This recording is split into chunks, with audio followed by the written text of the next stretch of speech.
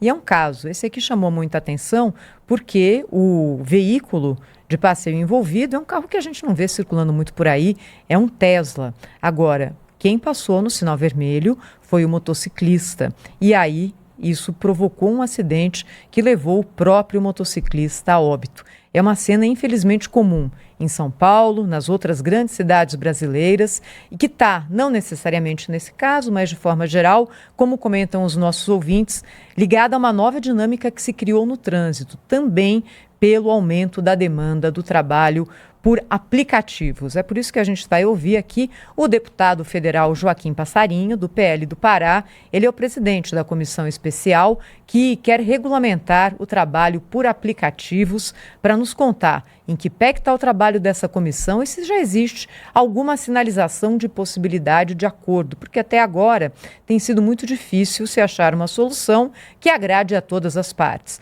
às empresas, aos trabalhadores e àqueles que contratam o serviço. Deputado, bom dia, seja bem-vindo mais uma vez aqui ao Jornal Gente. Estamos falando para todo o Brasil, pela Rádio Bandeirantes e pela Band News TV.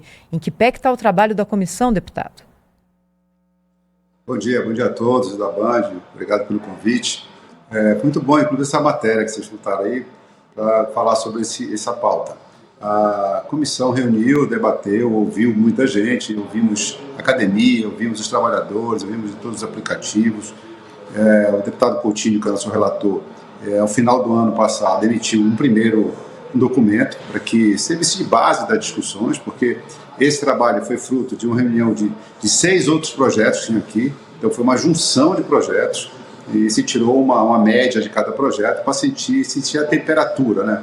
Não é um assunto muito fácil, né? A gente fala em aplicativo, normalmente pensa nas 2, 3 maiores empresas, mas nós temos cerca de 500 aplicativos no Brasil, nós temos muitos modelos de negócio e nós temos que fazer uma legislação com muita calma para não dificultar nenhum desses modelos de negócio. Então, nós precisamos ter proteção ao trabalhador. Você vê não sei se esse acidente que vocês mostraram era de um aplicativo, mas nós não podemos fechar os olhos para isso. Então, por isso nós estamos trabalhando com seguro de vida, com seguro de saúde, previdência, né, e não jogar tudo na costa do governo. As empresas precisam trabalhar isso, precisam trabalhar os pontos de apoio para os motoristas ou mototaxistas. Enfim, é uma legislação extensa, não existe no mundo algo que deu certo, né? A maioria das vezes, onde se regulou muito, piorou o transporte, piorou o serviço, encareceu o serviço. Então é um tripé, você vê o trabalhador, você vê a empresa que está investindo, nós estamos falando aqui de 2.400.000 pessoas hoje no sistema, no Brasil, esse é o número que nós temos, tá? E nós temos que ver o consumidor, não adianta a gente ver os 2 pontos e não olhar o consumidor. Então, nós temos que ver esses pontos onde a gente consegue convergência, legislar o mínimo possível, mas dar um arcabouço. A não legislação é o pior de tudo, né? Você ficar no limbo é o pior para todos, para o trabalhador e também para as empresas, que começaram a ter problema no Ministério do Trabalho. Então, já há uma consciência entre todos, primeiro, de que não deve ter vínculo empregatício. Tá? É um trabalho que não deve ter. Que você pode, o que os motoristas querem, os trabalhadores querem, é poder optar por qualquer uma dos aplicativos, qualquer um dos sistemas que estejam já disponíveis, né? Eles têm táxi, eles têm 3, 4 outros aplicativos que eles trabalham e é uma opção de cada um deles. Isso é uma coisa que foi consolidada nas nossas conversas. A comissão apresentou esse relatório, tivemos uma reunião com o presidente, e só para terminar agora, e nós vamos votar isso em março. Pronto. Deputado, muito bom dia, bem-vindo aqui ao nosso programa. Essa questão é muito polêmica mesmo, né? E é bom que isso esteja sendo tratado com muita serenidade. Mas tem algumas ideias de jerico que andaram surgindo por aí, inclusive no atual governo, como, por exemplo, a de obrigar os motoristas de aplicativo ou os motociclistas lá do iFood, etc., a se filiarem a sindicatos, né? Pagar taxa para sustentar um bando de pelego, né, do movimento sindical aí daqui para frente. Há algum risco disso ser adotado, enfim, nessa regulamentação? Não, esse Cláudio, foi um prazer falar com você, veio lá de um projeto 12, um projeto do governo, né, que vincularia tudo a um sindicato. Isso não há nenhum perigo, até porque todos os modelos que nós visitamos, principalmente fora do Brasil, que nós fomos conhecer, que tentou vincular alguma coisa, por exemplo, principalmente Portugal e Espanha, tá? Ele vincularam a uma frota. Não é um sindicato, mas é uma frota. O que aconteceu? O preço do transporte de aplicativo é o dobro dos táxis.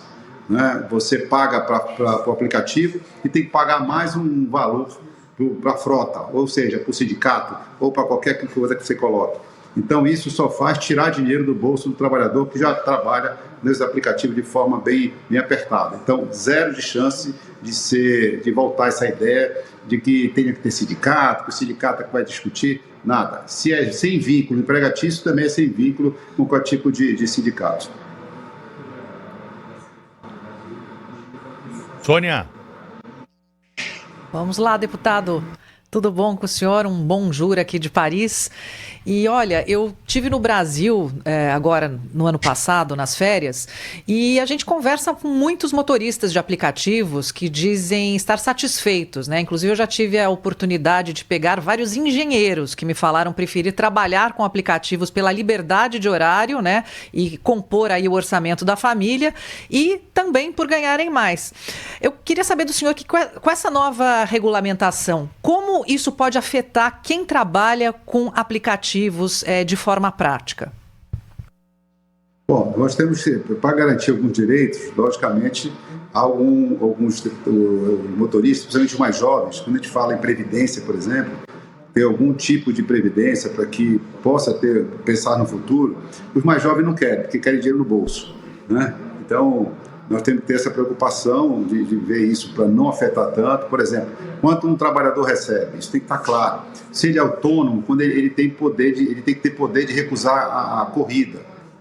Se você está dizendo, exemplo dos aplicativos, o que acontece hoje? Quando você recusa algumas corridas, os aplicativos excluem o trabalhador. Isso não pode acontecer, porque se fizer isso, cria um vínculo. Então, isso vai deixar bem claro que ele pode recusar ou não. Por exemplo, numa área perigosa no Rio, nem todo mundo quer subir. Às vezes é uma mulher dirigindo, ela não quer entrar numa área de risco, ela tem que ter o direito de não querer, né? Às vezes ela acha que a corrida vai pagar pouco, ela está muito longe, ela tem que ter o direito de dizer não. Então, a nossa decisão de não ter vínculo é justamente nisso que você falou. A pesquisa que nos traz, cerca de 46% dos trabalhadores de aplicativo, eles não são só de aplicativo. Eles complementam sua renda com o aplicativo. Então, eles trabalham, são funcionários de empresas particulares, são funcionários públicos, são profissionais liberais, que nas suas horas vagas, no seu fim de semana, à noite, quando tem festa, quando tem um evento que a demanda é muito grande, eles rodam com os aplicativos com uma complementação de renda. Por isso que a necessidade que nós não termos essa vinculação. Pode dizer, todas as experiências no mundo que tentaram fazer vinculação, que tentaram ligar a algum tipo de sindicato, que tentaram formalizar esse trabalho, só fez prejudicar e tornar o preço mais caro. Então, é isso que nós estamos tentando evitar. Dar essa certa proteção, como nós vimos na matéria. Eu não posso fechar os olhos para um motorista de entregador que pode ter um acidente, falecer, como fica a sua família, ou ele pode ter um acidente, perder uma perna, como fica a sua família, como fica esse sustento. Por isso que nós já estamos trabalhando e os aplicativos já fazem seguro. Pois não. Certo. Se o senhor me permite uma parte, é que o Brasil carece de serviços de transporte melhores, ônibus, metrô, trem, até mesmo táxis, que deixam a desejar a população. Aí eu pegando o gancho na sua resposta, os aplicativos desses serviços, eles caíram no gosto da população. Essa nova proposta de regulamentação vai aumentar o custo das empresas e esse custo vai ser repassado para a população? Aí o senhor me dá o gancho para fazer essa pergunta para o senhor. Não, com certeza. Se você está falando, parte de seguro, não. Talvez o que tenha um pouco de dificuldade de entendimento para o trabalhador no caso da Previdência. Nós estamos calculando que só 25% do que ele recebe é fruto, vamos supor, lucro, né? 75% é gasolina, manutenção da sua moto, do seu carro, do seu pneu, tudo. Então seria uma taxa pequena em cima desses 25%, para que ele possa ter uma Previdência.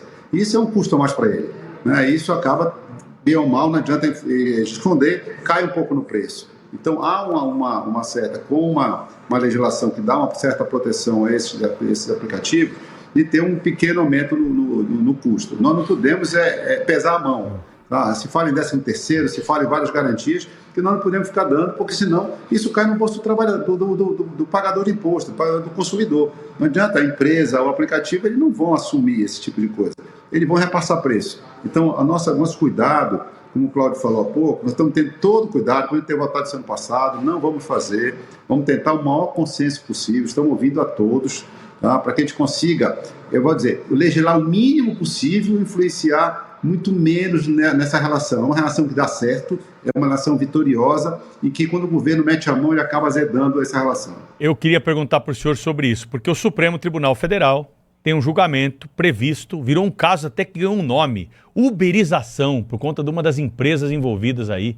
Essa é a nomenclatura que foi dada. E o Supremo está se avinhando desse julgamento, por quê? Porque lá no Superior Tribunal do Trabalho, nós temos turmas que julgam do jeito, encaram o vínculo. Outras turmas não encaram o vínculo. É a maior insegurança jurídica hoje no país diante de tantas outras. Porque nós temos decisões diferentes de um mesmo tribunal e agora isso desagou no Supremo. De alguma forma a Câmara avisou o Supremo, ligou lá pro ministro e disse o seguinte: olha, nós estamos tratando do assunto aqui. Esse tema aqui é um tema que nós, legislativo, temos que tratar. Teve esse tipo de contato com o Supremo Tribunal Federal e o senhor acha que a Câmara aprova antes do Supremo decidir? Isso, houve não só essa relação com o Supremo, como houve a relação com o Tribunal Superior do Trabalho. Tá? Nós tivemos esse cuidado. Se você lembrar, essa pauta estava para ser feita em novembro do ano passado. Nós conseguimos adiar para esse ano e estamos conseguindo um prazo até março. Tá? Então, estamos prorrogando com contato com as duas casas, os dois tribunais, conversando que é muito melhor. Quem tem que legislar é o Congresso, não são as casas, não são os tribunais. Eles não podem estar legislando.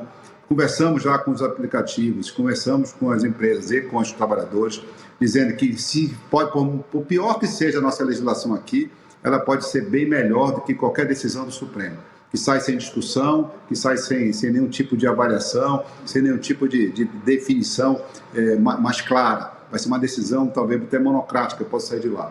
Então, eles estão conscientes disso, então estamos todos imbuídos de poder resolver isso daqui até o final de março, que nós temos esse prazo. Pior, ruim com o Congresso, pior sem o Congresso. Deputado, vai dar tempo? Porque esse assunto começou a ser discutido formalmente. Foi um dos primeiros projetos de lei enviados agora pelo governo Lula III ao Congresso, que transformava o motorista de aplicativo numa espécie de CLT. Tinha jornada, tinha todos... Pegava a CLT e enfiava ali. Os motoristas não gostaram, falavam, mas escuta, eu não trabalho 8 horas, eu trabalho 2, eu trabalho de fim de semana. Enfim, mas é um assunto que está se arrastando no Congresso. E agora, com esse julgamento se aproximando, como o Pedro falou. Só acho que, primeiro semestre, até porque segundo tem eleição, né? Dá para aprovar alguma coisa em plenário? Dá, porque assim, se não fosse o governo ter feito um projeto tão idiota, desculpe a palavra, isso já teria avançado. O governo só atrapalhou quando fez aquele projeto, vinculando a sindicato, vinculando a CLT, fazendo tudo que não deu certo no mundo. Né? Onde já se legislou e se tentou fazer isso, deu errado. Por quê? Encareceu o trabalho, trouxe desemprego para as pessoas, porque se você tem menos demanda, você vai ter menos entregador, você vai ter menos trabalho. Não deixa de ser atrativo como é no Brasil hoje. Então, esse foi o nosso trabalho, mas hoje você tem essa consciência, os pontos principais já estão ajustados, tá? Ou seja, que são nossas definições, que já são definições já consolidadas. Não ter vínculo empregatício, tá? Ter seguro, ter uma previdência, pontos de apoio, são coisas que já são consolidadas. Tem algumas coisas que precisamos resolver. Por exemplo, há uma turma mais ligada ao ministro Boulos hoje, que tem o seu projeto, que fala de um custo mínimo, tem um valor de corrida mínima. Isso, de uma certa forma, você é bom para os trabalhadores e mal ao mesmo tempo, porque atrapalha alguns modelos de negócio. Se vocês já pediram comida por aplicativo, você vê que você tem diferentes taxas. Você tem taxas de R$15, de R$20, tem taxa zero. Por exemplo, um sanduíche que custe R$20, ninguém vai aceitar pagar R$10, R$15 de taxa. Como é que eu vou pegar um sanduíche de 20 e vou pagar 15 para me entregar em casa? Você acaba não fazendo, diminui a demanda. Ruim para os aplicativos, ruim para o consumidor, ruim para os negócios. Então, nós não podemos interferir em modelos vitoriosos. Essa é um pouco da dificuldade da gente conseguir um modelo só que você faça com que todos fiquem satisfeitos. A gente fala muito, como você falou lá no tribunal, uberização. Uber, iFood. Não existe só Uber e iFood. Nós temos InDrive, nós temos 99, nós temos Didi, nós temos Urbano do Norte, lá no nosso norte, que é um sucesso, mas é um modelo diferente. Então, a nossa grande dificuldade nessa área é como fazer uma legislação única que abrange 10 modelos de negócio diferentes, sem prejudicar a nenhum deles. Então, os avanços já foram, acho que 80% dos consensos já foram conseguidos, falta esse ajuste que nós vamos conseguir com certeza, porque nós estamos com essa data de março para evitar que o Supremo faça em nome da Câmara. Deputado, eu tinha eu gostaria que o senhor fizesse um esclarecimento, que era o seguinte, e qual é o tamanho do roubo do governo? Porque a gente vê aí que com esse aumento brutal dos impostos, mais recente, eu vi inclusive um depoimento absolutamente chocante de um comerciante de São José, Santa Catarina, ele mostrando os papéis, né? Ele que no melhor mês do ano consegue lucrar 5% no seu negócio, ele é um comerciante, empresário da área de varejo, né? Ele é obrigado a pagar 10% ao governo, é o sócio. Ele tem um sócio chamado governo federal que toma 10% do faturamento dele, e ele leva 5%. Quer dizer, o governo fatura, o sócio, o governo, parasita, toma o dobro, né? No caso do empreendedor de aplicativo, porque são empreendedores, né? No caso do empreendedor de aplicativo, quanto ele será obrigado a entregar ao governo, né? Não, assim, nós não entramos nessa área de pagamento de imposto. Você, dependendo do lucro da empresa, de quanto ele faturou, ele vai entrar nas taxações normais de imposto, né? Hoje até 5 mil não paga, poucos pagam ganho mais do que isso limpo. Por isso que nós fizemos bem claro, Cláudio, da gente dizer quanto seria o ganho do trabalhador, né? Você recebe R$100 numa corrida, quanto daquilo é seu de recurso e quanto aquilo é o seu custo de operação. Então, nós estipulamos em 25%. Então, 25% é o máximo que pode se atribuir como ganho do trabalhador. 75% do que o aplicativo paga para o trabalhador, aquilo não pode ser considerado receita, né? Aquilo é despesa, aquilo é manutenção do seu trabalho, da moto, do combustível, enfim. Então, nossa preocupação foi essa. O que vai entrar para o governo, aí sim, para a Previdência, não para o governo, seria em cima desses 25%, tá, dele, ele pagaria 5% para a Previdência. Esse é o custo, vamos supor, da bocarda oficial que a gente vai colocar, mas não especificamente para o caixa do governo, mas sim para uma Previdência que esse trabalhador vai poder ter direito a partir de agora. Deputado, para a gente finalizar nossa conversa, queria aproveitar a sua presença para perguntar sobre essa discussão de mudança de escala de trabalho, 6x1. Qual que é a sua avaliação, já que o senhor representa aí na Câmara lado importante dessa discussão? E aí, Thaís? A Frente Parlamentar do Empreendedorismo, né, deputado? O senhor é presidente. Esse é um assunto, talvez, na minha opinião, é o assunto do ano, tá? É o assunto do semestre, porque isso é uma coisa que vamos ter que decidir esse primeiro semestre. Inteligentemente, quem fez a proposta, o grupo que fez a proposta, não botou muito, deixou no ponto morto, vamos supor assim, ano passado, porque sabendo que o ano eleitoral é um ano que pressão em cima de nós, né? Então é um ano mais fácil, talvez, de tentar passar esse tipo de coisa, né? Então nós vamos ter que encarar isso, foi uma bomba relógio que se colocou, nós temos que encarar isso de frente. Eu até brincava aqui ano passado com o meu partido pede assim, bora aprovar esse 4x3, primeiro é quebrar o governo federal, depois os estaduais, depois as prefeituras, depois o setor privado, mas como brincadeira, porque o governo joga e nem ele acredita nisso, né? Mas o que já se fala aqui é uma 5x2, tá? Nós estamos trabalhando 2 modelos para tentar trazer uma opção para casa, dentro do empreendedorismo, dentro do setor produtivo. Primeiro, trabalhar o que o mundo trabalha, que não é dias trabalhados, sim horário, de carga horária, né? O mundo já trabalha numa tendência de 40 horas. Então, nós temos uma proposta apresentada pelo deputado Gastão, tá, que é do PSD, de que fazer uma diminuição anual, 1 hora por cada ano, quer dizer, 43, 42, 41 até 40, uma redução gradativa, por 40 horas, não por dias. Porque quando você fala em carga horária, você está falando quase a mesma coisa, você está dando mais tempo para o trabalhador ficar em casa, descansar, ou até andar de aplicativo, ou até trabalhar no aplicativo, porque nem todos vão para casa descansar, mas nós estamos falando em distribuir isso melhor durante o dia. Quer dizer, como é que eu faço? Eu ingesto em 2 dias não trabalhados, como é que eu faço para diversos setores que não podem parar? Como, por exemplo, hospitais, clínicas, transporte público, posto de gasolina, hoje você não consegue parar um shopping no fim de semana, você não vai conseguir parar o comércio, supermercados. Então, assim, você tem um rol muito grande de empresas que vão trabalhar os 7 dias. E como eu faria nos 2 dias não trabalhados? Eu teria que abrir um espaço para uma contratação temporária, para uma contratação intermitente, um contrato de 2 dias de trabalho, pagando menos do que salário, é isso que vai se fazer? Né? Então, quando você distribui isso em carga, em hora trabalhada, a empresa consegue movimentar isso melhor. A outra opção, se nós tivermos que, se o governo insistir nesse 5x2, que eu acho que é isso que ele vai querer insistir, nós estamos propondo voltar àquela discussão da desoneração da folha. Eu acho que o governo não pode insistir numa ideia dessa, na minha opinião atrasada, em travar dias, sem que o governo participe disso. É isso que ele quer, ele vem participar, vem para o jogo. Não pode jogar essa carga em cima do empreendedor, tá? Jogar essa carga em cima do gerador de emprego, porque isso vai ser repassado para a população. Né? Estamos falando aí no 4x3, no aumento no custo de tudo no país de 22%. Isso a CNC fez uma pesquisa. Né? Então, você tem um impacto. Não adianta dizer, um trabalhador vai ter mais cansado, vai produzir mais. Aonde que ele vai? Aonde que um motorista de ônibus, por exemplo, produz mais 30%? Ele tem hora, ele tem tempo. Aonde que um frentista vai produzir mais? Se o carro não parar, ele não vai abastecer. Então, não há essa forma mágica de que estão falando. Deixa eu só tirar uma dúvida, então. Ouvindo o que o senhor está dizendo, o senhor já dá como certa a aprovação de algum tipo de mudança. E o que está em discussão agora é qual vai ser a mudança que vai ser aprovada, é isso? É isso, eu acredito isso. Alguns deputados que assinaram essa PEC dizem para mim, isso não vai passar. Por que você assinou, amigo? Você montou uma bomba. Né?